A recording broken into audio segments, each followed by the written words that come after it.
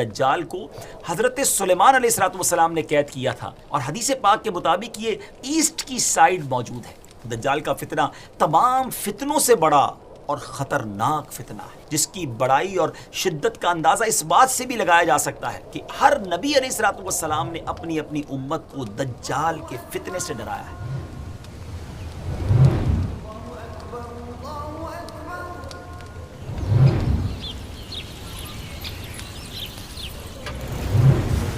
السلام علیکم ورحمۃ اللہ وبرکاتہ۔ میرا نام عبدالحبیب اتاری ہے، اور ایک بار پھر ویب سیریز قیامت کی نشانیاں لے کر حاضر ہیں۔ اور آج جو ٹاپک ہے وہ کہا جائے کہ سب سے زیادہ جو وانٹڈ ٹاپک تھا، جس کے لیے سب سے زیادہ ہمیں میسیجز ریسیو ہوئے کہ یہ بتائیے کہ دجال کے بارے میں قرآن و حدیث کیا کہتے ہیں، دجال قیامت سے پہلے کب آئے گا، وہ دکھتا کیسا ہوگا، اور اس کے معاملات کیا ہوں گے۔ تو آج وہی ٹاپک ہے جس کا کہا جائے کہ آپ کو انتظار ہے، اور واقعی بہت ساری مسکنسیپشنز ہیں، بہت ساری غلط فہمیاں ہیں دجال کے بارے میں۔ تو آج انشاءاللہ آپ کو قرآن و حدیث کی روشنی میں یہ بتائیں گے کہ قیامت کی ایک بہت بڑی نشانی وہ ہے دجال کا ظہور ہونا، دجال کا آنا۔ دجال کون ہے، دکھتا کیسا ہے کہاں، اور وہ آ کر کیا کچھ کرے گا۔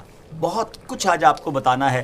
نہایت توجہ کے ساتھ ہمارے ساتھ رہیے گا، اور آپ ہماری اس ویڈیو کو شیئر بھی کیجیے گا ہمارے دعوت اسلامی یوٹیوب کے۔ اگر چینل کو ابھی تک سبسکرائب نہیں کیا تو اسے سبسکرائب بھی کر دیجیے۔ ناظرین، بات کو آگے لیے چلتے ہیں۔ یاد رہے کہ قیامت کی بڑی علامت میں سے دوسری علامت دجال کا نکلنا ہے۔ احادیث مبارکہ میں دجال کا ذکر بڑی وضاحت سے آیا ہے، اور کمال کی بات یہ ہے کہ ہر نبی علیہ الصلوۃ والسلام نے دجال کے فتنے سے اپنی امت کو ڈرایا ہے۔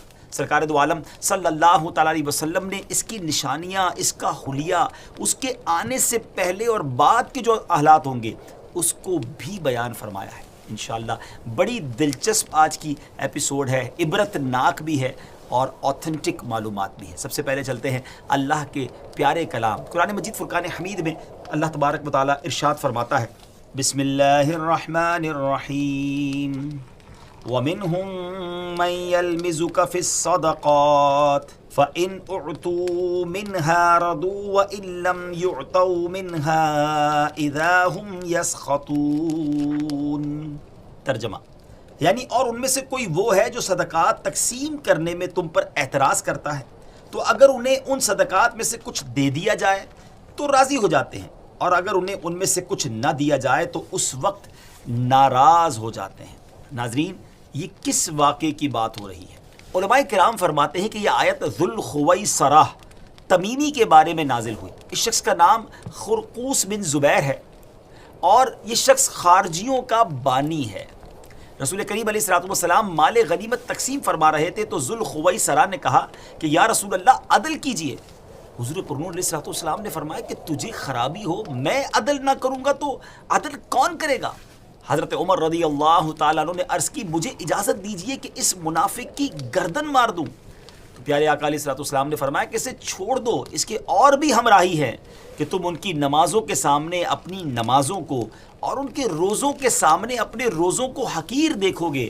وہ قرآن پڑھیں گے اور ان کے گلوں سے نہ اترے گا، وہ دین سے ایسے نکل جائیں گے جیسے تیر شکار سے نکل جاتا ہے۔ پیارے ویورز، یہ اس گستاخ کی، اس بدبخت کی گستاخی ہی دراصل اس بدترین فتنے کا پیش خیمہ ثابت ہوئی جس نے بعد میں امت مسلمہ میں زبردست انتشار پیدا کر دیا۔ حضرت عثمان غنی رضی اللہ تعالیٰ عنہ اور مولا علی کرم اللہ تعالیٰ وجہ الکریم کے دور خلافت میں اسلامی ریاست کو چیلنج کرنے والے، یعنی اتھارٹی آف اسلامک ریاست کو چیلنج کرنے والے باغی گروہ در حقیقت اسی کے فالوورز تھے۔ جنگ صفین کے موقع پر جب حضرت علی رضی اللہ تعالیٰ عنہ نے خون خرابے سے بچنے کے لیے تحکیم یعنی ثالثی آربیٹریشن کے راستے کو اپنایا کہ چلیں کوئی بیچ میں فیصلہ کر لیا جائے، تو پہلے تو خوارج نے اس کی حمایت کی، مگر جب یہ فیصلہ کر لیا گیا تو یہ خوارج اس کو رد کرتے ہوئے مولا علی کرم اللہ تعالیٰ وجہ الکریم کے لشکر سے بھی نکل گئے۔ آپ کو معاذ اللہ ثم معاذ اللہ کافر کہنے لگے، اور اپنا ایک باغی گروہ تیار کر کے جہاد کے نام پر حضرت علی رضی اللہ تعالیٰ عنہ اور امت مسلمہ کے خلاف لڑنے کے لیے کھڑے ہو گئے، اور عراق کے ایک علاقے کو اپنا مرکز بنا لیا۔ نفرت کا یہ عالم تھا کہ انہوں نے حضرت علی رضی اللہ تعالیٰ عنہ کے شہر کو بھی چھوڑ دیا، اور جنگلوں میں، صحراؤں میں، پہاڑوں میں گھات لگا کر بیٹھ گئے، جہاں وہ اپنے مخالفین کو پکڑ کر ظلم و ستم کا نشانہ بناتے اور انہیں قتل کر دیتے۔ ان کی سرکشی بڑی تو مولا علی کرم اللہ تعالی وجہ الکریم نے صحابہ کرام کا لشکر لیا اور ان خوارج کے خلاف جنگ کی اور انہیں شکست دے دی۔ جب مولا علی کرم اللہ تعالی وجہ الکریم کے لشکر نے خوارج کو ختم کر دیا تو آپ نے فرمایا اس نشانی والے آدمی کو بھی تلاش کرو۔ ایک نشانی بتائی آپ نے، لوگ ڈھونڈنے لگے مگر وہ نہ ملا۔ آپ نے پھر فرمایا اس کو پھر جا کر تلاش کرو، خدا کی قسم میں نے نہ جھوٹ بولا ہے نہ ہی مجھے جھوٹ بتایا گیا ہے۔ یہ بات انہوں نے 2 یا 3 مرتبہ کہی، حتیٰ کہ لوگوں نے ایک کھنڈر سے اس نشانی والے بندے کی لاش کو ڈھونڈ لیا۔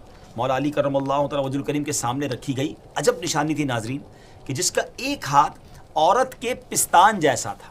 بہرحال امیر المومنین رضی اللہ تعالیٰ عنہ نے تکبیر کہی اور حمد الہی بجا لائے۔ کسی شخص نے کہا، آپ کے ساتھی نے کہا کہ حمد ہے اسے جس نے ان خوارج کی نجاست سے زمین کو پاک کیا۔ وہاں امیر المومنین نے ایک جملہ فرمایا، اور یہ پورا واقعہ سنانے کا جو مقصد ہے، ہو سکتا ہے ناظرین سوچ رہے ہو کہ بات دجال کی ہو رہی ہے اور یہ خوارج کا ذکر کیوں شروع ہو گیا۔ امیر المومنین رضی اللہ تعالیٰ عنہ نے فرمایا کہ کیا سمجھتے ہو یہ لوگ ختم ہو گئے؟ ہرگز نہیں، ان میں سے کچھ ماں کے پیٹ میں ہیں، کچھ باپ کی پیٹھ میں ہیں، پھر جب ان میں سے ایک گروہ ہلاک ہوگا دوسرا سر اٹھائے گا، یہاں تک کہ ان کا آخری گروہ دجال کے ساتھ نکلے گا۔ ویورز، دجال ابھی آیا نہیں ہے اور کسی کو پتہ نہیں ہے کہ اس وقت وہ کہاں ہے، لیکن روئے زمین پر ایک صحابی ایسے گزرے ہیں جنہوں نے دجال کو دیکھا بھی ہے، اس سے ملاقات بھی کی ہے اور اس سے بات چیت بھی کی ہے۔ جی ہاں، اس ملاقات میں کیا کچھ ہوا، کیا دیکھا انہوں نے، کیا سنا، انشاءاللہ یہ پوری تفصیل آپ کو بتاتے ہیں۔ حدیث مبارک میں پیارے آقا علیہ الصلوۃ والسلام کی زبانی میں یہ پورا واقعہ ملتا ہے۔ ایک مرتبہ پیارے آقا علیہ الصلوۃ والسلام نے اچانک سڈنلی اپنے صحابہ کرام کو جمع فرمایا اور خطبہ دینے کے لیے ممبر پر تشریف فرما ہو گئے۔ یہ وہ ٹائم تھا جس ٹائم پہ نارملی نبی پاک ایڈریس نہیں کیا کرتے تھے، خطبہ نہیں فرمایا کرتے تھے۔ صحابہ بھی حیران تھے کہ آج ایسا کیا ہو گیا ہے کہ پیارے آقا علیہ الصلوۃ والسلام اس وقت خطبہ ارشاد فرما رہے ہیں۔ تو نبی کریم علیہ الصلوۃ والسلام نے فرمایا کہ آج میرے پاس تمیم داری آئے اور انہوں نے ایک ایسی خبر سنائی ہے جس کی خوشی میں مجھے قیلولہ، یعنی پیارے آقا علیہ الصلوۃ والسلام دوپہر کو کچھ آرام فرمایا کرتے تھے، فرمایا وہ بھی میں نہیں کر سکا ہوں، اور میں نے چاہا کہ اس خبر میں تمہیں بھی شامل کر لوں۔ بات یہ ہے کہ تمیم داری نے مجھے بتایا کہ وہ 30 افراد تھے اور ایک شپ میں، ایک کشتی میں سفر کر رہے تھے کہ طوفان آ گیا اور وہ بھٹک گئے۔ تقریباً مہینہ بھر وہ سمندر میں گھومتے رہے اور ایک دن سورج غروب ہونے کے وقت ایک نامعلوم جزیرے پر، ایک نامعلوم آئلینڈ پر پہنچے۔ انہیں وہاں سیاہ رنگ کی مخلوق نظر آئی جس کے جسم پر بال بہت زیادہ تھے۔ انہوں نے اس سے پوچھا کہ تم کون ہو؟ اس نے کہا میں جاسوس ہوں۔ تو صحابہ نے کہا کہ ہمیں اپنے بارے میں کچھ بتاؤ۔ اس نے کہا کہ نہ میں تمہیں کچھ بتاؤں گا نہ تم سے کچھ سنوں گا، تم اس بت خانے میں جاؤ، وہاں ایک شخص تمہارا بڑی بے چینی سے ویٹ کر رہا ہے، انتظار کر رہا ہے، وہی تمہیں کچھ سنائے گا بھی بتائے گا بھی۔ پھر وہ سب اندر چلے گئے۔ وہاں ایک شخص سختی کے ساتھ زنجیروں میں جکڑا ہوا تھا۔ اس نے پوچھا کہ تم لوگ کون ہو اور کہاں سے آئے ہو؟ تو صحابہ کرام نے جواب دیا کہ شام سے آئے ہیں۔ اس نے پوچھا کہ عرب کا کیا حال ہے؟ اور ایک شخص وہاں پیدا ہونا تھا، اس کا کیا حال ہے؟ یعنی نبی پاک علیہ الصلوۃ والسلام کے بارے میں پوچھا۔ صحابہ کرام نے کہا کہ وہ اچھے حال میں ہیں، اور ابتدا میں ان کی مخالفت ہوئی مگر اب تو تمام عرب پر وہ غالب ہو گئے ہیں اور سارا عرب ایک دین، ایک خدا کو ماننے والا ہو گیا ہے۔ اس نے کہا اچھا زغر کے چشمے کا کیا حال ہے؟ انہوں نے جواب دیا کہ وہ بھی اچھی حالت میں ہے، لوگ اس سے پانی پیتے ہیں، اس سے کھیتی باڑی بھی کرتے ہیں۔ پھر اس نے پوچھا کہ عمان اور بیسان کی کھجوروں کا کیا حال ہے؟ انہوں نے کہا کہ اس میں ہر سال پھل آتے ہیں۔ یہ سن کر اس شخص نے 3 چیخیں ماری اور بولا کہ میں دجال ہوں۔ جی ہاں ناظرین، وہ دجال تھا۔ کہتا ہے ان قریب میں آزاد ہو جاؤں گا اور زمین کا چپا چپا گھوموں گا اور اس کا کوئی حصہ نہیں چھوڑوں گا سوائے طیبہ کے، کیونکہ مجھ میں وہاں جانے کی طاقت، وہاں جانے کی پاور نہ ہوگی۔ نبی پاک علیہ الصلوۃ والسلام نے فرمایا کہ مجھے بہت خوشی ہوئی کیونکہ طیبہ یہی شہر ہے۔ مدینہ منورہ کے بارے میں میرے آقا نے فرمایا کہ طیبہ یہی شہر ہے، اور سبحان اللہ میرے آقا فرماتے ہیں اس ذات کی قسم جس کے قبضے میں میری جان ہے، مدینہ منورہ کی ہر گلی، کوچہ، سڑک اور یہاں نرم اور سخت زمین، الغرض ہر مقام پر فرشتہ ننگی تلوار لیے پہرا دیتا ہوگا اور قیامت تک یہ پہرا دے گا۔ سبحان اللہ، مدینہ کی گلیوں میں فرشتے پہرا دے رہے ہیں۔ سبحان اللہ۔ کیا بات ہے مدینہ منورہ کی. بعض روایت کی روشنی میں یہ بات بھی کہی جاتی ہے کہ دجال کو حضرت سلیمان علیہ السلام نے قید کیا تھا، اور حدیث پاک کے مطابق یہ مشرق یعنی ایسٹ کی سائیڈ موجود ہے. دجال کا فتنہ تاریخ انسانی کی ابتدا سے لے کر انتہا تک تمام فتنوں سے بڑا اور خطرناک فتنہ ہے، جس کی بڑائی اور شدت کا اندازہ اس بات سے بھی لگایا جا سکتا ہے کہ ہر نبی علیہ السلام نے اپنی اپنی امت کو دجال کے فتنے سے ڈرایا ہے.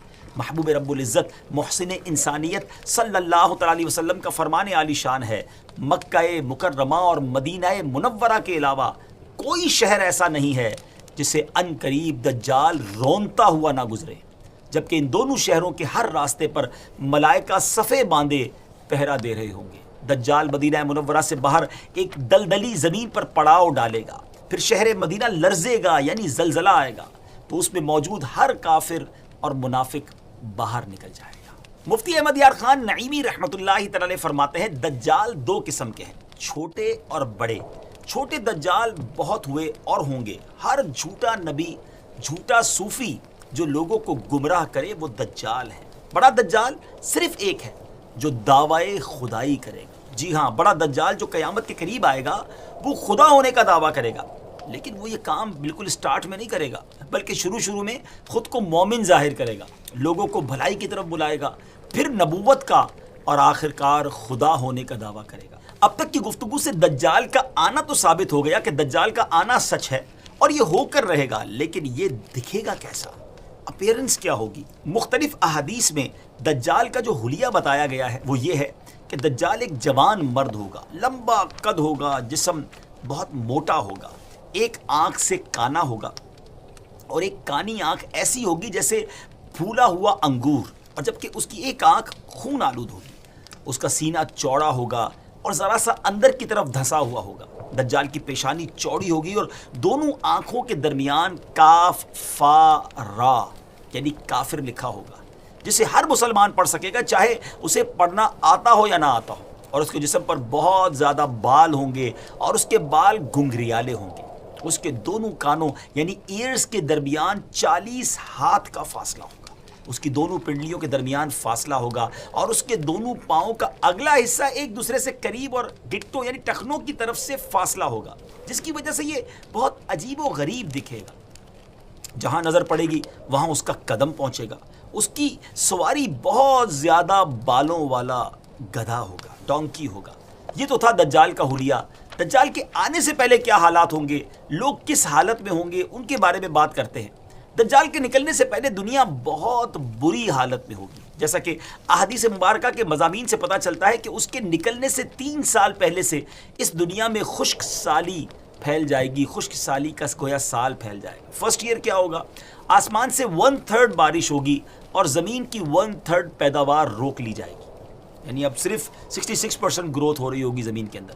دوسرے سال آسمان سے 2/3 بارش روک لی جائے گی، یعنی 66% اپروکسیمیٹلی 2/3 بارش نہیں ہوگی، اور پھر 2/3 زمین کی پیداوار بھی. اور جو 3rd ایئر ہوگا اس سال کوئی بارش نہیں ہوگی، زمین پر کوئی پیداوار نہیں ہوگی، حتیٰ کہ آسمان شیشے کی طرح ہو جائے گا اور زمین تانبے کی ہو جائے گی. اس خشک سالی کے سبب تمام چوپائے ہلاک ہو جائیں گے، فتنے اور قتل و غارت گری عام ہو جائے گی. آدمی ایک دوسرے کو قتل اور جلا وطن کر رہے ہوں گے. غذائی قحط یعنی ایک جس کو کہیں کہ فوڈ کا کرائسس پیدا ہو جائے گا. علمی اور روحانی قحط بھی ہوگا، یعنی فوڈ کرائسس کے ساتھ ساتھ غذائی قحط کے ساتھ ساتھ علمی اور روحانی قحط بھی برپا ہوگا. دین کے معاملے میں لوگوں میں کمزوری پیدا ہو چکی ہوگی، علماء اور دیندار لوگوں کی قلت ہوگی. تب دجال ایسٹ کی سائڈ سے، مشرق کی طرف سے ایک اصبہان یا خراسان نامی شہر سے نکلے گا اور زمین پر 40 دن رہے گا، جن میں سے ایک دن 1 سال کے برابر ہوگا، اور ایک دن 1 ماہ کے برابر، اور اگلا دن 1 ہفتے کے برابر، جبکہ باقی دن سال کے عام دنوں کی طرح ہوں گے. اس مدت میں دجال اپنے گدھے پر سوار ہو کر ساری دنیا کا چکر لگائے گا. گدھے کا جسم اتنا بڑا ہوگا کہ دونوں کانوں کے درمیان کا جو فاصلہ ہوگا وہ 40 ہاتھ کے برابر ہوگا، اور اس کے ڈونکی کی جو رفتار ہوگی وہ یہ عالم ہوگا کہ 1 قدم اٹھائے گا تو 1 مائل طے کر لے گا، اور روئے زمین کا کوئی میدان، صحرا اور پہاڑی علاقہ ایسا باقی نہیں بچے گا کہ جہاں وہ نہ جائے. البتہ مکہ مکرمہ اور مدینہ طیبہ پر فرشتوں کا پہرا ہونے کی وجہ سے ان میں داخل نہ ہو سکے گا، بلکہ مدینے کے باہر دلدلی زمین میں پڑاؤ کرے گا، اور مدینہ پاک میں زلزلے کے 3 جھٹکے آئیں گے، جس کی وجہ سے ہر کافر اور منافق وہاں سے بھاگ نکلے گا اور دجال سے جا ملے گا۔ اس روز مدینہ پاک ہر منافق، فاسق، مرد و عورت سے خالص و پاک ہو جائے گا۔ اس لیے اس دن کا نام یوم الخلاص ہے۔ دجال طرح طرح کے شعبدوں یعنی ٹرکس کے ذریعے لوگوں کا ایمان برباد کرنے کی کوشش کرے گا۔ ناظرین ذرا سوچیں کتنا ڈیفیکلٹ ٹائم ہوگا۔ ایمان بچانا، اپنے آپ کی حفاظت کرنا، اپنے دین کی حفاظت کرنا، یہ کتنا مشکل ہوگا۔ حدیث پاک میں بہت باتیں ڈیٹیل سے بیان ہوئی ہے ناظرین۔ حدیث پاک میں ہے کہ دجال کے ساتھ روٹیوں کے پہاڑ ہوں گے۔ دجال کے فالوورز کے علاوہ باقی لوگ سخت تکلیف میں ہوں گے۔ دجال کے ساتھ 2 گارڈن ہوں گے، 2 باغ ہوں گے، جن میں سے ایک کو وہ جنت کہتا ہوگا، دوسرے کو دوزخ کہے گا۔ جو اس کے خدا ہونے پر ایمان لائے گا اسے اپنی جنت میں ڈال دے گا، اور جو انکار کرے گا اسے جہنم میں داخل کرے گا۔ لیکن یاد رہے، جس کو وہ جنت کہتا ہوگا بیسیکلی وہی دوزخ ہے، اور جس کو وہ دوزخ کہتا ہوگا اور جو ایمان کی وجہ سے اس میں ڈالا جائے گا، اس کا انکار کی وجہ سے ڈالا جائے گا، تو وہ آگ میں نہیں بلکہ وہ واقعی جنت میں جا رہا ہوگا۔ اس کے لیے زمین کو لپیٹ دیا جائے گا، وہ 40 دن میں پوری دنیا کا چکر لگائے گا سوائے حرمین طیبین کے۔ زمین سے خزانے نکالے گا اور خزانے اس کے پیچھے چلیں گے۔ علم دین کی انتہائی کمی ہوگی۔ روئے زمین پر کوئی ایسا شخص باقی نہ ہوگا جو دجال سے ڈیبیٹ کر سکے، مناظرہ کر سکے۔ ایک ایسا نیک مومن ان کی طرف آئے گا جس سے دجال کے سپاہی کہیں گے کہ کیا تم ہمارے رب پر ایمان نہیں لاتے؟ وہ نیک مومن کہیں گے کہ میرے رب کی نشانیاں چھپی ہوئی نہیں ہیں۔ پھر وہ ان کو پکڑ کر دجال کے پاس لے جائیں گے۔ یہ دجال کو دیکھ کر فرمائیں گے، اے لوگوں، یہ وہی دجال ہے جس کا رسول کریم علیہ الصلوۃ والسلام نے ذکر فرمایا تھا۔ دجال کے حکم سے ان کو مارا جائے گا، زد و کوب کیا جائے گا۔ پھر دجال کہے گا کہ کیا تم میرے اوپر ایمان نہیں لاتے؟ وہ فرمائیں گے تو مسیح کذاب ہے۔ دجال کے حکم سے ان کے جسم مبارک سر سے پاؤں تک کاٹا جائے گا، 2 حصے کر دیا جائے گا۔ ان دونوں حصوں کے درمیان سے دجال گزرے گا۔ پھر دوبارہ اس کہے گا کہ اٹھو، تو وہ تندرست ہو کر اٹھ کھڑے ہوں گے۔ تب دجال ان سے کہے گا کہ اب تو مجھ پر ایمان لے آؤ۔ وہ فرمائیں گے میری بصیرت اور زیادہ ہو گئی ہے، اے لوگوں یہ دجال ہے، اب میرے بعد یہ کسی کے ساتھ پھر ایسا نہیں کر سکے گا۔ پھر دجال انہیں پکڑ کر ذبح کرنا چاہے گا اور اس پر قادر نہ ہو سکے گا۔ پھر ان کو پکڑ کر گویا اپنی جہنم میں ڈالے گا۔ لوگ گمان کریں گے کہ ان کو آگ میں ڈالا ہے، مگر در حقیقت وہ جنت ہوگی، اور جسے وہ اپنی جنت کا نام دے گا وہ در حقیقت وہ دوزخ ہوگی۔ دجال کے کہنے پر آسمان سے بارش برسے گی، زمین کو حکم دے گا وہ سبزے اگائے گی، آسمان اس کے کہنے پر گویا پانی برسائے گا۔ دجال کے ماننے والوں کے جانور لمبے چوڑے اور خوب تیار اور دودھ والے ہو جائیں گے، اور ویرانے میں جائے گا تو وہاں کے خزانے شہد کی مکھیوں کی طرح اس کے ساتھ ہو جائیں گے۔ اس قسم کے بہت سے شعبدے، بڑی ٹرکس دکھائے گا۔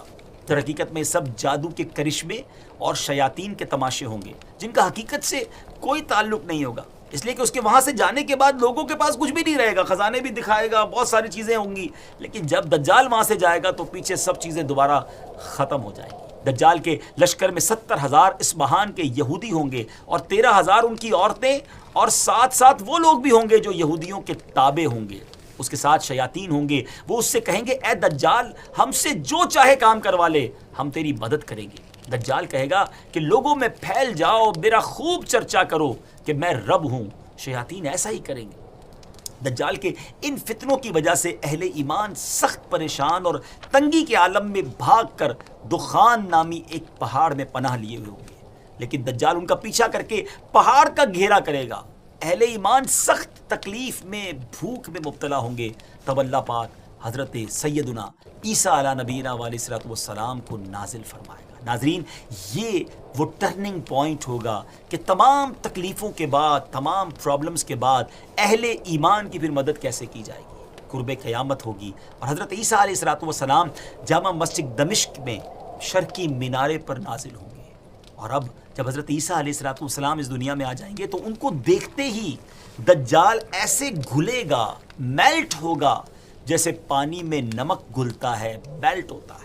آپ علیہ الصلوۃ والسلام دجال کو مقام لد پر قتل کریں گے، اور اس کے فالوورز میں سے ایک بھی، کسی کو بھی زندہ نہیں چھوڑیں گے۔ یہ فتنہ بہت شدید ہوگا ناظرین۔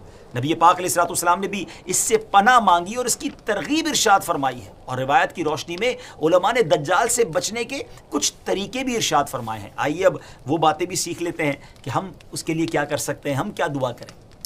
جو کوئی مسلمان مکہ یا مدینے میں ہوگا وہ دجال کے فتنے سے محفوظ رہے گا، کیونکہ دجال حرمین طیبین میں داخل نہیں ہو سکے۔ بعض روایت میں آیا کہ جو مسجد اقصی یا مسجد طور میں ہوگا وہ بھی فتنہ دجال سے بچا رہے گا۔